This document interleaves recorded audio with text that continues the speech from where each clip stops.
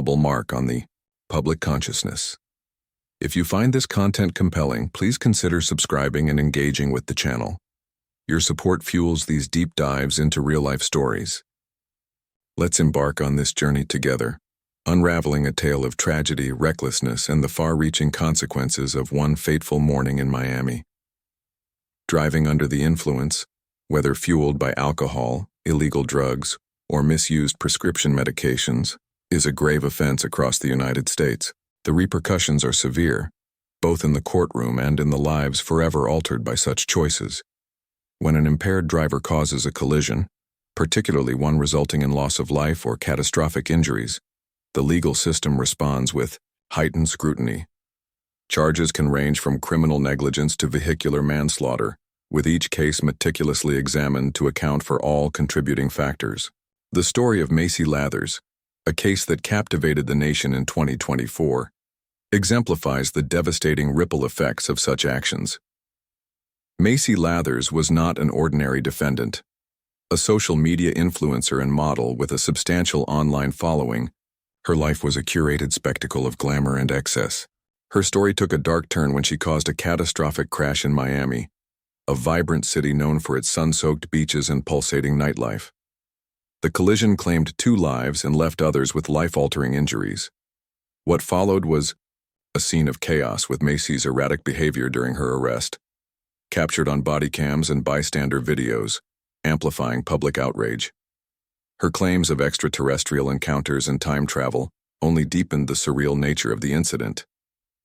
What began as a tragic accident swiftly escalated into a high-profile investigation, casting a stark light on the perils of substance abuse and the fragility of human lives caught in its wake. Macy Marie Lathers entered the world on July 16, 2000, in the serene hamlet of Fort Plain, nestled in Montgomery County, New York. A middle child and the only daughter in a tight-knit family of 5, Macy grew up enveloped in love and stability. Her parents, hardworking and unassuming, provided a nurturing home on the outskirts of town, where rolling fields and the gentle flow of the Mohawk River framed their daily lives. Fort Plain, with its population barely cresting 2,000, was a place where neighbors exchanged warm greetings and gossip traveled faster than the wind. Crime was a rarity, and the rhythm of life was unhurried, almost idyllic. The Lathers' home was a spacious 2-story house with a wraparound porch, where Macy and her brothers spent countless evenings playing under the watchful eyes of their parents. The family's modest means did not dim their aspirations for their children. Macy's parents instilled in her a drive to excel, supporting her every endeavor with unwavering encouragement. From a young age, she displayed a sharp intellect and a competitive spirit, qualities that set her apart in the close-knit community.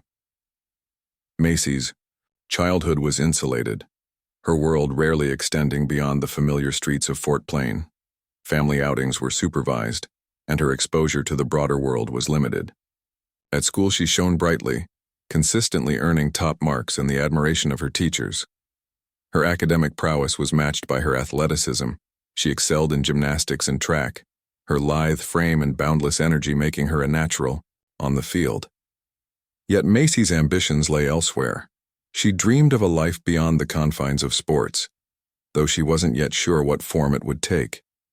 As she entered her teenage years, Macy's beauty became impossible to ignore. Her striking features, high cheekbones, piercing blue eyes, and a cascade of chestnut hair, drew attention wherever she went. Boys vied for her affection, their rivalries becoming the stuff of local legend. Macy, however, remained focused. She enjoyed the social whirl of dates and gatherings, but never let it derail her studies. Teachers described her as a rare blend of intelligence and discipline, a young woman who set lofty goals and pursued them with relentless determination. Graduating as valedictorian, Macy earned a place at the State University of New York at Albany, where she chose to study linguistics and international communication. The campus, a mere hour's drive from Fort Plain, allowed her to remain close to her family. Rather than moving into a dorm, she commuted daily, her bond with her parents and siblings as strong as ever. Albany, with its vibrant urban pulse, was a stark contrast to the tranquility of her hometown. To Macy, it was a gateway to a world brimming with opportunity, a place where she could reinvent herself. At SUNY Albany, Macy quickly adapted to the frenetic energy of city life. The campus buzzed with activity, and she threw herself into both her studies and her social life with equal fervor. Her charm and beauty made her a magnet for new friends, and she soon became a fixture in the university's social scene. Academically, she continued to excel, her professors noting her eloquence and analytical mind. But it was outside the classroom that Macy truly came alive. Albany's nightlife offered a tantalizing escape from the rigors of academia. Macy and her friends frequented bars and clubs, immersing themselves in the city's after-hours culture. What began as occasional outings evolved into a near-nightly ritual. Alcohol flowed freely in these settings, and Macy, like many of her peers, indulged. At first, her drinking was casual, a way to unwind and bond with friends. But over time, it became a cornerstone of her social life, a habit that crept into her daily routine. Remarkably, Macy's academic performance remained stellar. She aced exams, delivered polished presentations, and maintained an impeccable appearance even after late nights out. Her youthful resilience seemed to shield her from the toll of her lifestyle. At home, her family noticed little cause for concern. She was still their driven, accomplished daughter, balancing college with a vibrant social life. But beneath the surface, cracks were beginning to form. In her junior year, Macy made a pivotal decision.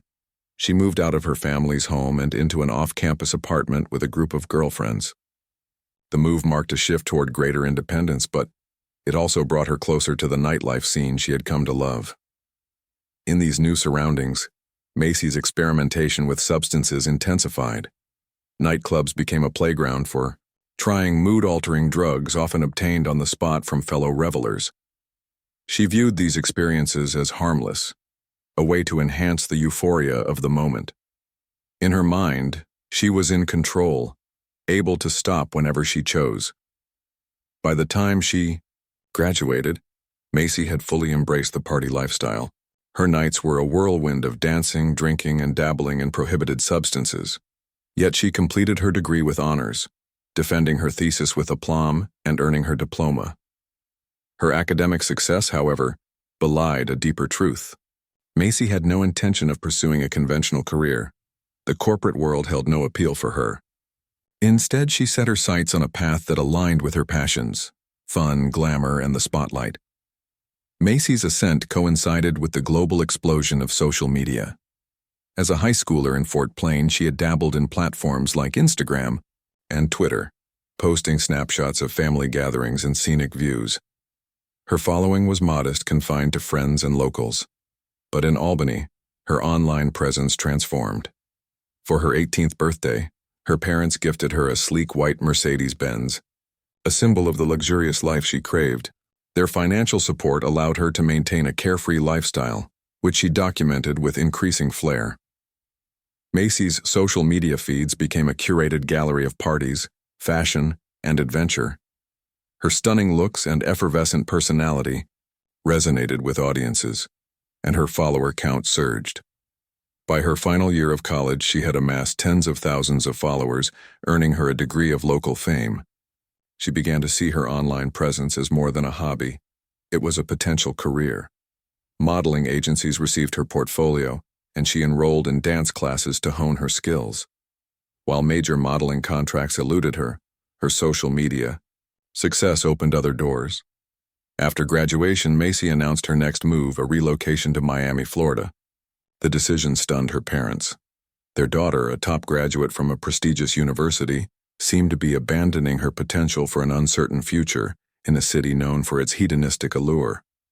Yet, they respected her autonomy, continuing to support her financially as she embarked on this new chapter. In early 2023, Macy arrived in Miami, renting a modest apartment and diving headfirst into the city's nightlife. Miami was a sensory overload, its clubs and beaches pulsating with energy. Macy quickly became a regular in the scene, working as a hostess at trendy nightclubs and taking on gigs as a promotional model and dancer.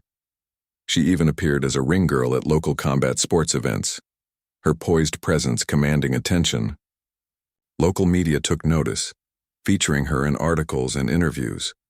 By spring 2024, her social media following had grown exponentially, and she rebranded herself as a fitness influencer, promoting sportswear and beauty products.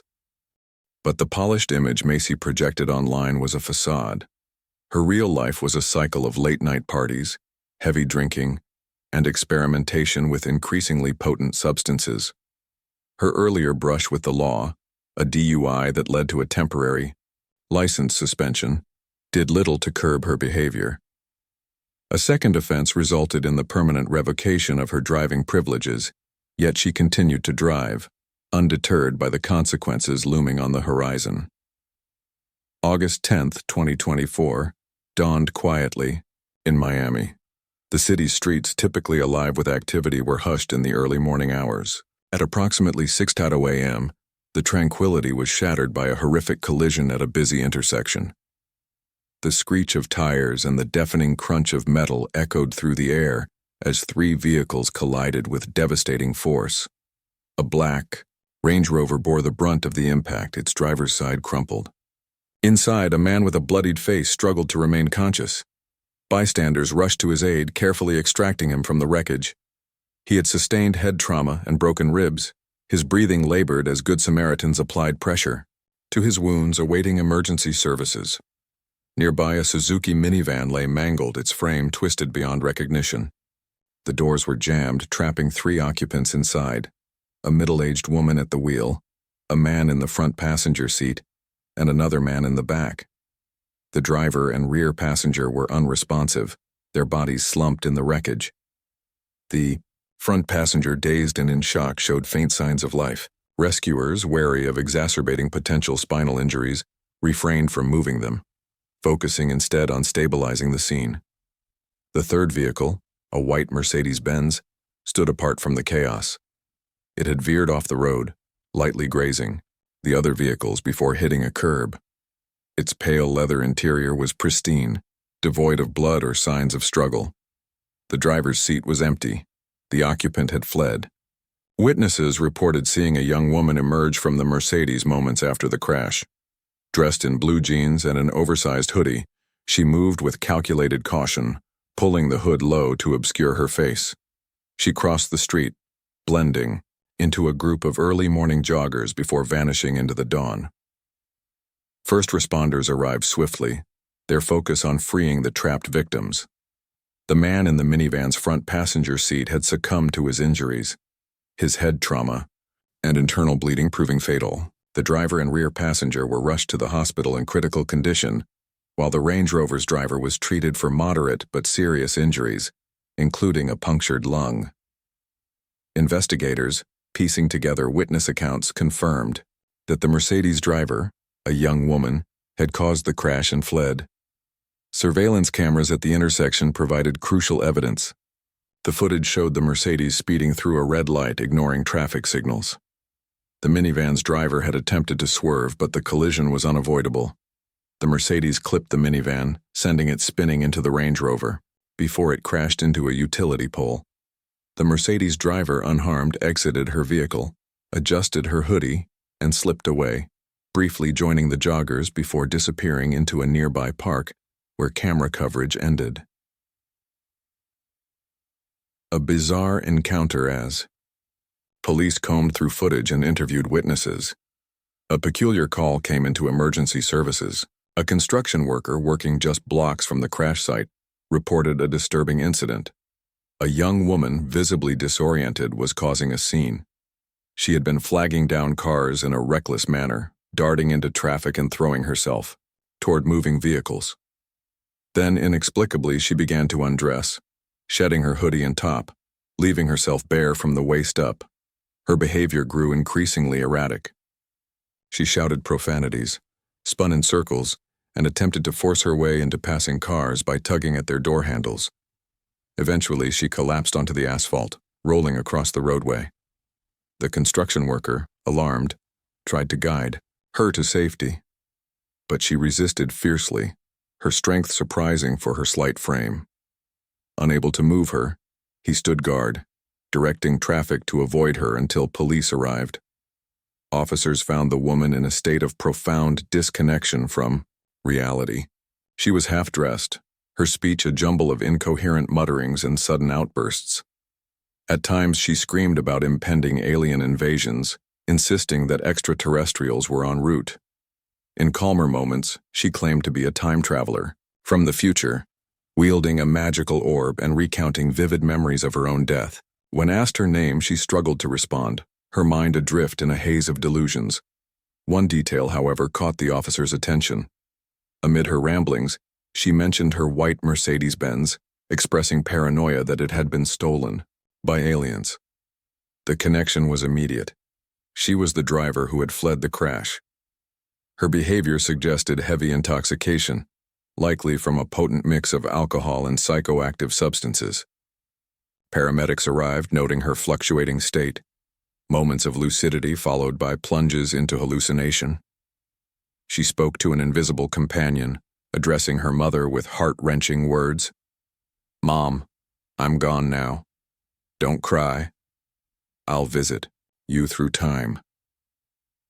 When pressed about what she had consumed, she offered only cryptic clues, making sprinkling gestures and whispering, "Pink, pink, pink powder." A seasoned medic recognized the reference, a street drug known as pink cocaine, a synthetic blend notorious for its unpredictable effects, often laced with food dye or glitter for visual appeal. It was a staple in Miami's club scene, its low cost and potent high making it dangerously popular. A hospital toxicology screening confirmed its presence in Macy's system, allowing doctors to administer targeted treatment. The crash's toll was staggering. The minivan carried Oneanita and Abraham Nandez, a married couple, and their friend Jesus Rubio. Abraham, seated in the front passenger seat, died at the scene, his injuries, too severe to overcome. Jesus, in the back, clung to life but succumbed days later in the hospital, his body unable to recover from the trauma. Oneanita survived but was left paralyzed, her life forever altered. Their young son, now fatherless, faced a future without his mother's daily presence as she remained hospitalized. Jesus Rubio, a devoted father of two, was his family's sole breadwinner. His death plunged his loved ones into grief and financial uncertainty. The Range Rover's driver, though less severely injured, required extensive surgeries and faced a long recovery, his career and lifestyle disrupted. Macy, by contrast, emerged unscathed, her decision to flee the scene compounding the tragedy. Investigators identified Macy Lathers, 24, as the driver of the Mercedes. Her social media persona, vibrant, glamorous, and aspirational, stood in stark contrast to the reality of her actions. Her history of legal troubles, including prior DUIs and a revoked license, painted a picture of escalating recklessness. Charged with multiple offenses including vehicular manslaughter, driving under the influence, and fleeing the scene, Macy was detained with a $150,000 bail she could not afford. She remained in custody, her fate hanging in the balance. Macy's defense hinged on her mental state, with her attorney arguing that her hallucinations rendered her incapable of intent. He pointed to the toxic influence of pink cocaine, suggesting that its manufacturers bore greater responsibility. The prosecution countered with damning evidence. Surveillance footage showed Macy acting deliberately after the crash, concealing her identity and attempting to evade capture. Her later behavior, they argued, was a calculated performance to feign mental instability and avoid accountability. As of spring 2025, Macy's trial is ongoing. Facing 8 charges, she risks a life sentence if convicted. The case has sparked broader conversations about substance abuse, the dangers of impaired driving, and the pressures of social media fame. For the victims' families, no verdict can undo the pain of their loss. For Macy, a young woman once poised for greatness, the future is uncertain, her story a cautionary tale of choices and their irreversible consequences. Thank you for joining me in this exploration of a tragedy that resonates far beyond Miami's shores. Your support, through likes, comments, and shares, helps bring these stories to light. Stay tuned for more, and let's continue this journey together.